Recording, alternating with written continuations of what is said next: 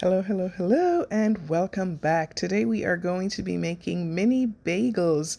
Thank you for the new people who have joined, and thank you for those who keep coming back. I have there a cup of flour, a half a teaspoon of salt, and to that I am adding 1 cup of plain Greek yogurt. I used a plant-based Greek yogurt for this recipe. Now, the base of this bagel recipe is just 3 ingredients: the salt, the flour, and the yogurt, because I am using self-rising flour here. Continue to mix everything together because eventually you are going to make a ball in the bowl and then you're going to transfer that onto your surface. After making that ball, you're going to add it to the floured surface area, and then you're going to continue to knead it out until it is relatively smooth. It doesn't have to be completely smooth, but just look at how the surface looks here. If it continues to feel tacky, just add a little bit more flour to kind of make the tackiness go away.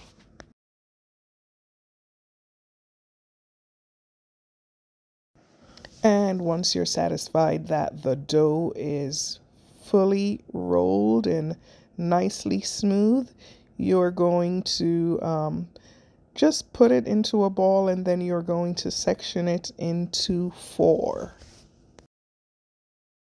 Now remember, we're not making full-sized bagels here, we're making mini bagels, so each section is relatively small. Now to form or shape the bagels, you are going to roll out the dough into a log, and then you are going to connect the 2 ends by forming a circle.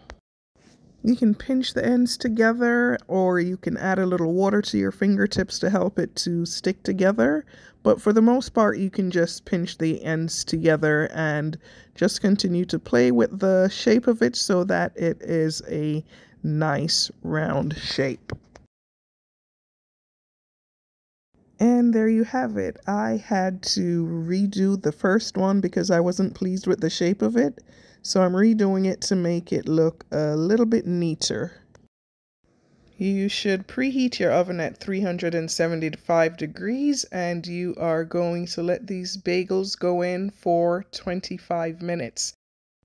For toppings for these bagels, I have Parmesan cheese, I have dried onions, I have sesame seeds, and I have jalapenos. So what you see me doing here is just adding a little bit of water and butter mixture to kind of help to give the bagel a nice brown golden color once it's done. But what I noticed is because I used water and butter, it did not get the dark color that I expected, so I had to put a little bit more butter on it after taking it out for the first time and looking at it, and then it got the color that I desired. The recipe called for an egg wash, so because I don't eat eggs, I did not use the egg wash. I used the butter and water mixture.